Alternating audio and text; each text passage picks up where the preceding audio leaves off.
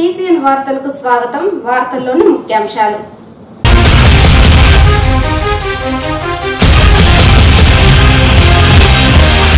సార్వత్రిక ఎన్నికలు ప్రశాంత వాతావరణంలో జరిపేందుకు అన్ని చర్యలు చేపట్టాం.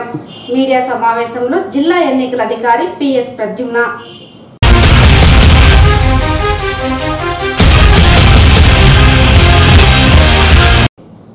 చిత్తూరు నగరంలో వైసీపీ పార్టీకి మద్దతుగా తమిళ తంబీల ప్రచారం. వైసీపీ అధినేత జగన్మోహన్ రెడ్డిని గెలిపించేందుకు తమిళలో అంతా ఐక్యవంతంగా కృషి చేస్తాం.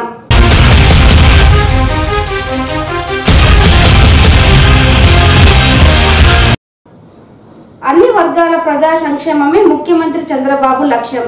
ప్రజలందరూ టీడీపీ పార్టీని ఆశీర్వదించి తిరిగి అధికారంలోకి తీసుకురావాలి. చిత్తూరు ఎమ్మెల్యే అభ్యర్థి ఏఎస్ మనోహర్. వార్తల్లోని వివరాలు. ఈ నెల 11వ తేదీ గురువారం జరగనున్న సార్వత్రిక ఎన్నికలు ప్రశాంత వాతావరణంలో జరగడానికి అన్ని రకాల చర్యలు తీసుకోవడం జరిగిందని జిల్లా ఎన్నికల అధికారి పిఎస్ ప్రద్యుమ్న పేర్కొన్నారు. సోమవారం స్థానిక జిల్లా సచివాలయంలో సార్వత్రిక ఎన్నికల్లో భాగంగా జిల్లా ఎన్నికల అధికారి పాత్రికేయుల సమావేశం నిర్వహించారు. ఈ సందర్భంగా ఆయన మాట్లాడుతూ సార్వత్రిక ఎన్నికలకు సంబంధించి అన్ని ఏర్పాట్లు దాదాపు 95% పూర్తయిందన్నారు. ముఖ్యంగా పోలింగ్ కేంద్రాల పరిధిలో సౌకర్యాలు, ఈవీఎంల ప్రిపరేషన్, పోలింగ్ సిబ్బందికి శిక్షణ, పోలింగ్ సామాగ్రి ఏర్పాటు తదితర కార్యక్రమాలు చేయడం జరిగిందన్నారు. ఓటర్ స్లిప్పుల పంపిణీ 95% దాకా పూర్తయిందని, అలాగే ఏపిక్ కార్డులను పంపిణీ చేయడం జరిగిందన్నారు. పోలింగ్ కేంద్రాల పరిధిలో మినిమం సౌకర్యాలు కల్పించడం జరిగిందని తెలిపారు. ఈ నెల 9వ తేదీ సాయంత్రం కల్లా ఎన్నికల ప్రచారం సమాప్తం చేయాలన్నారు. ఎక్కడే గాని 5 మంది గుంపుగా కలిసి తిరగడానికి వీలు లేదన్నారు. ఎన్నికలలో పోటీ చేసే అభ్యర్థులు ఇంటింటి ప్రచారం చేసుకోవచ్చునని తెలిపారు. ఈ నెల 9వ తేదీ సాయంత్రం కల్లా బయట నుండి వచ్చిన కార్యకర్తలు, నాయకులు వెళ్లిపోవాలని తెలిపారు. హోటళ్లు, లాడ్జీలు, మ్యారేజ్ హాళ్లను ఆకస్మికంగా తనిఖీ చేస్తామన్నారు. రేపు సాయంత్రం 6 గంటల కల్లా ఎక్కడే గాని లౌడ్ స్పీకర్లు మోగరాదని తెలిపారు. పోలింగ్ రోజున ఏజెంట్లు ఎలాంటి ప్రచారం చేపట్టరాదని తెలిపారు. పార్టీ కండువాలు వేసుకుని రాకూడదని చెప్పారు. అనంతరం ఎస్పీ విక్రాంత్ పాటిల్ మాట్లాడుతూ సార్వత్రిక ఎన్నికలలో భాగంగా దాదాపు 5,000 మంది పోలీసులతో బందోబస్తు ఏర్పాటు చేస్తున్నామన్నారు. ఓటర్లందరూ పోలింగ్ రోజున తమ ఓటు హక్కును వినియోగించుకుని ఇంటికి వెళ్లిపోవాలన్నారు. సార్వత్రిక ఎన్నికలలో 144 సెక్షన్ అమలులో ఉంటుందని తెలిపారు. ఈ నెల 9వ తేదీ మంగళవారం సాయంత్రం 6 గంటల నుండి 12వ తేదీ ఉదయం 6 గంటల వరకు వైన్ షాపులు మూసివేయాలన్నారు. అన్ని క్రిటికల్ పోలింగ్ స్టేషన్ల పరిధిలో web casting, videography, armed police ఉంటుందని తెలిపారు.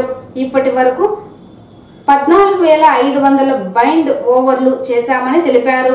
38 చెక్ పోస్టుల ద్వారా వాహనాలను తనిఖీ చేయడం జరుగుతుందన్నారు.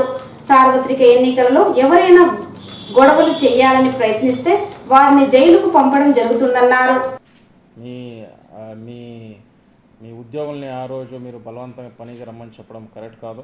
మీరు డిక్లేర్ చేయండి. మేము ఆల్రెడీ ప్రకటించాం కాబట్టి మీరు అది చేయకపోతే మీరు ఈ లేబర్ యాక్ట్ ప్రకారం మీరు తప్పు చేసినట్టు అవుతుంది. తర్వాత రేపు ఈవినింగ్కి బయట నుంచి వచ్చినటువంటి క్యాంపెయిన్ చేయడానికి వచ్చినటువంటి కార్యకర్తలు కావచ్చు, నాయకులు కావచ్చు, వీళ్ళందరూ కూడా వెళ్ళిపోవాలా. రేపు ఈవినింగ్ నుంచి మేము యాక్చువల్లీ ఈ రోజు నుంచే హోటల్స్, లాడ్జెస్ ఇవన్నీ కూడా రేట్ చేయడం మొదలెడతాము. మ్యారేజ్ హాల్స్, కమ్యూనిటీ హాల్స్ రేపు 6 గంటల తర్వాత లౌడ్ స్పీకర్ వినిపించకూడదు, సో బ్యాన్ చేస్తాము. తర్వాత ముఖ్యంగా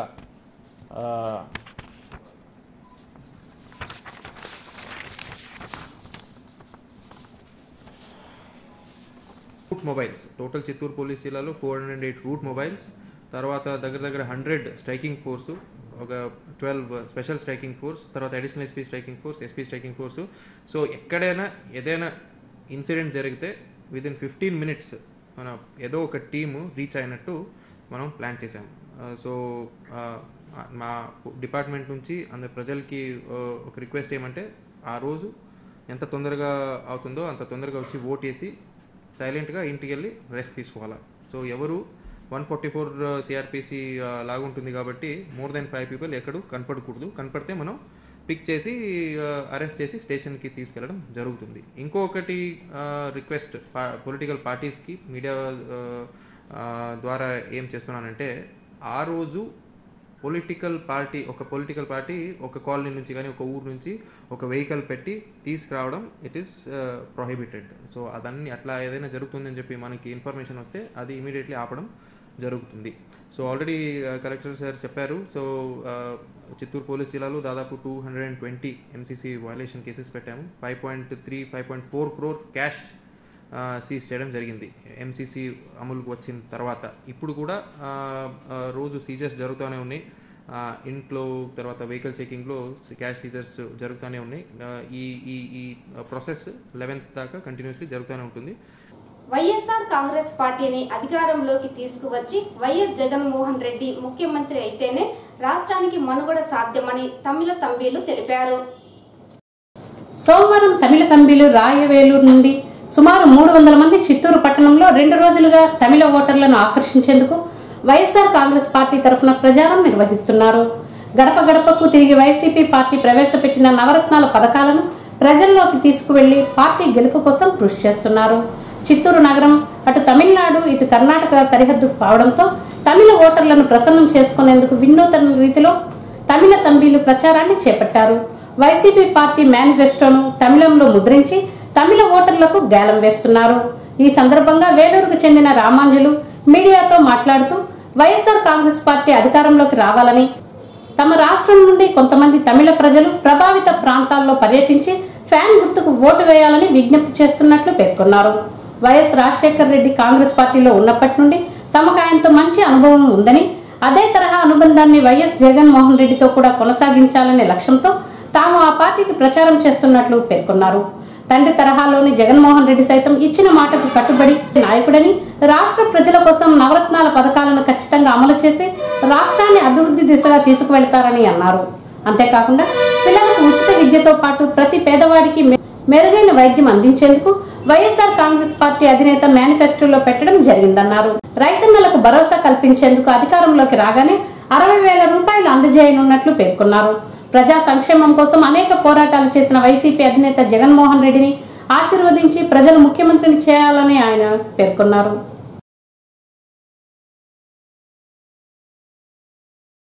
వాకాల పెరుమక్కలకి చిత్తూరు వాకాల பெருமக்களுக்கு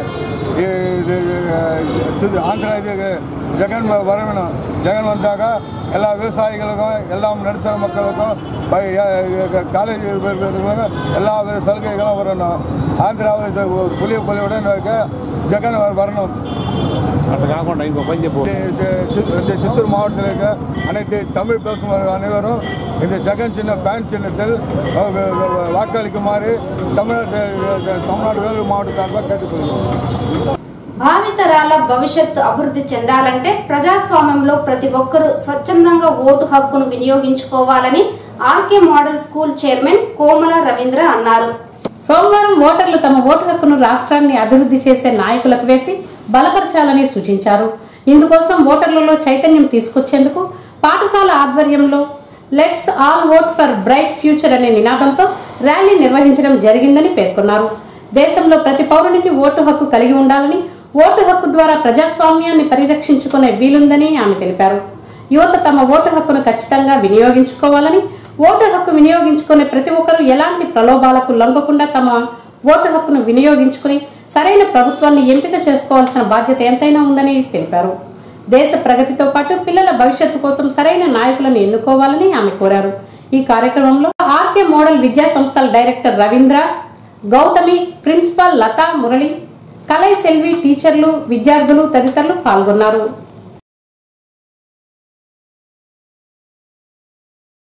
మా భవిష్యత్తు మీ చేతిలో ఉంది. మీరు ఆలోచించి మా భవిష్యత్తుకి ఎవరు మంచి చేస్తారు అనేది మీరు ఆలోచనతో ఓటు వేయండి. ప్రలోభాలకి లొంగద్దండి. మనం అందరం స్వేచ్ఛగా ఓటు వినియోగించుకోవాలి, ఓటు వేయాలి. ఓటు వేయకుండా ఎవరికి భయపడి మనం లోపల ఉండాల్సిన అవసరం లేదు అనే మెసేజ్ని పిల్లల ద్వారా సమాజానికి ఒక సోషల్ రెస్పాన్సిబిలిటీగా, సామాజిక బాధ్యతగా అందరికీ గుర్తు చేయాలనే ఉద్దేశంతో మేము మా లెట్స్ ఓట్ అనే కార్యక్రమాన్ని ఈరోజు చేపట్టాము. పాఠశాల యాజమాన్యము, పిల్లలు ప్లస్ స్టాఫ్ అందరూ పాల్గొన్నారు. ముఖ్య ఉద్దేశం let us all vote for our bright future. మన బంగారు భవిష్యత్తుకి మనమందరం ఫస్ట్ ఓట్ వేయాలి. దేశం రాష్ట్రం సుభిక్షంగా ఉండాలంటే బీజేపీ పార్టీ అధికారంలోకి తీసుకువచ్చి నరేంద్ర మోదీ ప్రధానిగా ఉండాలని బీజేపీ చిత్తూరు అసెంబ్లీ అభ్యర్థి జయకుమార్ తెలిపారు. ఎన్నికల ప్రచారంలో భాగంగా సోమవారం ఆ పార్టీ నాయకులు, కార్యకర్తలు, అభిమానులు చిత్తూరు నగరంలోని గాంధీ విగ్రహం, హైరోడ్డు, బజారు వీధి తదితర ప్రాంతాల్లో విస్తృతంగా గడప గడప ప్రచారం నిర్వహించారు. ఈ సందర్భంగా జయకుమార్ మాట్లాడుతూ దేశంలో గడిచిన 5 ఏళ్ల కాలంలో బీజేపీ ప్రభుత్వం రాష్ట్రాన్ని అన్ని రంగాల్లో అభివృద్ధి చేసిందని అన్నారు. అలాగే రాష్ట్రానికి అవసరమైన నిధులు కేటాయించిందని, అయితే రాష్ట్ర అభివృద్ధిలో భాగంగా కేంద్ర ప్రభుత్వం విడుదల చేస్తున్న నిధులు ఇతర పార్టీలు పేరు మార్చి వాడుకుంటున్నారని ఆరోపించారు. రాష్ట్రం అప్పుల్లో ఉన్న కేంద్ర ప్రభుత్వం నిధులతో రాష్ట్రంలో అభివృద్ధి దిశగా పయనించేందుకు అన్ని చర్యలు చేపడుతున్నట్లు ఆయన పేర్కొన్నారు. అభివృద్ధి మరింత వేగవంతం కావాలన్నా, దేశం సుభిక్షంగా ఉండాలన్నా బీజేపీ గెలవాల్సిన అవసరం ఎంతైనా ఉందని జయకుమార్ తెలిపారు. రాష్ట్ర ప్రజలు తిరిగి బీజేపీ పార్టీకి ఓట్లు వేసి గెలిపించాలని ఆయన విజ్ఞప్తి చేశారు. ఈ కార్యక్రమంలో బీజేపీ నాయకులు రామభద్ర, అట్లూరి శ్రీనివాసులు, పలువురు బీజేపీ నాయకులు తదితరులు పాల్గొన్నారు. అంతేకాకుండా మా మేనిఫెస్టోలో కూడా చెప్పడం జరిగింది, జిల్లా కేంద్రమైనా కానీ కేంద్రీయ విద్యాలయం మన చిత్తూరులో లేదు. డెఫినెట్గా కేంద్రీయ విద్యాలయాన్ని ఏర్పాటు చేసి సిబిఎస్ఈ సిలబస్తో చిత్తూరు నగర వాసులకి మంచి క్వాలిటీ ఎడ్యుకేషన్ అందిస్తామని చెప్పేసి ఈ పత్రికా ముఖంగా చెప్తున్నాను. అంతేకాకుండా స్కిల్ డెవలప్మెంట్ యూనివర్సిటీని కూడా చిత్తూరు నగరంలో ఏర్పరుస్తాము. పోలవరాన్ని ఏ విధంగా అయితే కమిట్మెంట్తో భారతీయ జనతా పార్టీ చేస్తుందో దానికన్నా ఇంకా ఎక్కువ కమిట్మెంట్తో చిత్తూరు నగరానికి శాశ్వత తాగునీటి సమస్యను మాపు చేస్తాము. అంతేకాకుండా ఈ యువత చిత్తూరులో మూతపడినటువంటి చక్కెర కర్మాగారం కానీ, పాల కర్మాగారాన్ని కానీ తిరిగి డెఫినెట్గా పునఃప్రారంభానికి భారతీయ జనతా పార్టీ కట్టుబడి ఉంది. సార్వత్రిక ఎన్నికలు దగ్గర పడుతుండటంతో ఓటర్ల దేవుళ్లను ప్రసన్నం చేసుకునేందుకు నాయకులు అక్రమంగా నిల్వ ఉంచిన మద్యాన్ని ఎక్సైజ్ పోలీసులు స్వాధీనం చేసుకుని ఒక వ్యక్తిని అదుపులోకి తీసుకున్నారు. సోమవారం సార్వత్రిక ఎన్నికల నిర్వహణలో భాగంగా ఎక్సైజ్ శాఖ అధికారులు వాహనాల తనిఖీలు చేపట్టారు.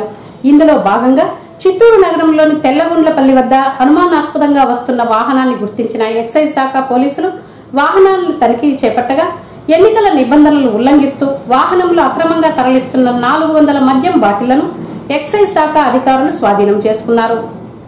ఈ సందర్భంగా ఎక్సైజ్ శాఖ సిఐ మీడియాతో మాట్లాడుతూ సార్వత్రిక ఎన్నికల్లో ఓటర్లకు పంపిణీ చేసేందుకు అక్రమంగా మద్యం బాటిళ్లను తరలిస్తున్న వ్యక్తిని అదుపులోకి తీసుకుని అతని వద్ద నుండి కారుతో పాటు మద్యం సీసాలను స్వాధీనం చేసుకున్నామని పేర్కొన్నారు. కారులో ఒక మగ వ్యక్తి కారులోకి ఒక 5 బాక్సులు పేరుస్తూ ఉన్నాడు, డిక్కీలోకి పేరుస్తూ ఉన్నాడు. దాని అనుమానంపై మేము ఆ ప్రదేశానికి వెళ్ళి సదరు కారును తనిఖీ చేయగా ఆ కారు నందు 5 అట్టపెట్టెలలో సుమారు 240 మద్యము సీసాలు ఉండి అది ఎక్కడికి తరలిస్తున్నారో సరైన ఇన్ఫర్మేషన్ లేక ఉంది. దాన్ని అక్కడ సీజ్ చేసి కేసు నమోదు చేసి సదరు వ్యక్తిని రిమాండింగ్తో పంపించారు. చంద్రబాబు నాయుడుతోనే సుపరిపాలన సాధ్యం అవుతుందని చిత్తూరు ఎమ్మెల్యే అభ్యర్థి ఏఎస్ మనోహర్ తెలిపారు. చిత్తూరు నియోజకవర్గం తెలుగుదేశం పార్టీ ఎమ్మెల్యే అభ్యర్థిగా తనను గెలిపించాలని అభ్యర్థించారు. పేద, బడుగు, బలహీన వర్గాల సంక్షేమమే ధ్యేయంగా ముఖ్యమంత్రి చంద్రబాబు నాయుడు నిత్యం శ్రమించారని చిత్తూరు ఎమ్మెల్యే అభ్యర్థి ఏఎస్ మనోహర్ పేర్కొన్నారు. సోమవారం చిత్తూరు నగరంలోని 30, 25, 27 డివిజన్లలో విస్తృతంగా ఎన్నికల ప్రచారం నిర్వహించారు. ఈ కార్యక్రమంలో చిత్తూరు ఎమ్మెల్యే అభ్యర్థి ఏఎస్ మనోహర్ మాట్లాడుతూ ఇప్పటి వరకు ఏ ప్రభుత్వాలు కూడా చేయనటువంటి విధంగా ముఖ్యమంత్రి చంద్రబాబు నాయుడు అనేక సంక్షేమ పథకాలను తీసుకొచ్చి పేద పేద బడుగు బలహీన వర్గాల సంక్షేమానికి ఎనలేని కృషి చేశారని, రైతు రుణమాఫీ, ఆదరణ పథకం, వృద్ధాప్య పెన్షన్లు, పసుపు కుంకుమ వంటి పథకాలు ప్రజల గుండెల్లో చిరస్థాయిగా నిలిచిపోతాయని ప్రశంసించారు. ముస్లిం మైనారిటీల సంక్షేమం కోసం రంజాన్ తోఫా, హజ్ యాత్ర, మైనారిటీ కార్పొరేషన్, మైనారిటీలకు ప్రత్యేక రిజర్వేషన్ కల్పించారని అన్నారు. అమరావతి లాంటి రాజధాని నిర్మాణం జరగాలంటే ప్రజలు తిరిగి టీడీపీ అధినేత చంద్రబాబు నాయుడుని ముఖ్యమంత్రిని చేయాలని విజ్ఞప్తి చేశారు. టీడీపీ ప్రభుత్వం అనేక అభివృద్ధి కార్యక్రమాలను చేపట్టిందని, గడిచిన 5 ఏళ్ల కాలంలో రాష్ట్రంతో పాటు చిత్తూరు నగరాన్ని అన్ని రంగాల్లో అభివృద్ధి దిశగా ప్రభుత్వం చేపట్టిన సంక్షేమ పథకాలతో ముందుకు తీసుకువెళ్లామని, చిత్తూరు నగర అభివృద్ధి పార్టీ గెలుపుకు దోహదం చేస్తుందని ఆశాభావాన్ని వ్యక్తం చేశారు. సార్వత్రిక ఎన్నికల్లో టీడీపీ పార్టీకి తిరిగి పట్టం కట్టేందుకు ప్రజలు ఉవ్విళ్లూరుతున్నారని, ఎన్నికల ప్రచారంలో భాగంగా వెళ్లిన ప్రతి చోట టీడీపీ పార్టీకి ప్రజలు బ్రహ్మరథం పడుతున్నారని అన్నారు. ఈ కార్యక్రమంలో చిత్తూరు నగర మేయర్ కటారి హేమలత, మాజీ ఎంపీ దుర్గా రామకృష్ణ, వైవి రాజేశ్వరి, నీలిమ, కార్పొరేటర్లు వసంతకుమార్, ప్రమీల, ఆనంద్ తదితరులు పాల్గొన్నారు. చెప్పాలా ఎందుకు వచ్చినారు, ఆయన వచ్చి ఏం జరిగింది.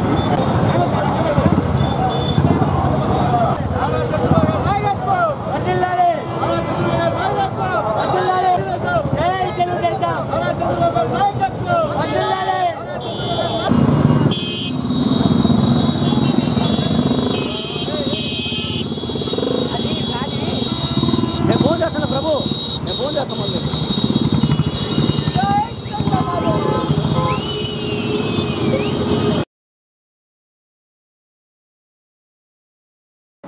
మాజీ లోకసభ స్పీకర్ మీరా కుమారి తిరుమల శ్రీవారిని దర్శించుకున్నారు. ఈ రోజు ఉదయం నైవేద్య విరామ సమయంలో శ్రీవారి సేవలో పాల్గొని మొక్కులను చెల్లించుకున్నారు. ఆలయ అధికారులు స్వాగతం పలికి దర్శన ఏర్పాట్లను చేశారు. దర్శనానంతరం రంగనాయకుల మండపంలో వేదాశీర్వచనం, తీర్థ ప్రసాదాలను అందజేశారు. అనంతరం మీడియాతో ఆమె మాట్లాడుతూ తిరుమల శ్రీవారిని దర్శించుకోవడం చాలా ఆనందంగా ఉందని, దేశ ప్రజలందరూ ఆరోగ్యంగా సుఖ సంతోషాలతో ఉండాలని కోరుకున్నట్లు చెప్పారు. ఎన్నికల గురించి మీడియా ప్రశ్నించగా ఆమె సున్నితంగా తిరస్కరించారు. తిరుమలలో రాజకీయాలు మాట్లాడనని ఆమె పేర్కొన్నారు.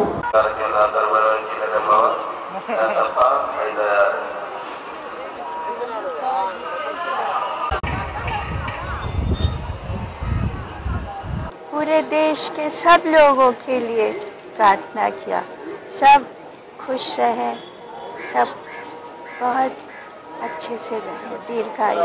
Election I will not talk in the temple. I have come to take blessing for the people of our country and everybody to be happy and to be healthy and have a long. ఈ వార్తలు ఇంతటితో సమాప్తం. నమస్కారం.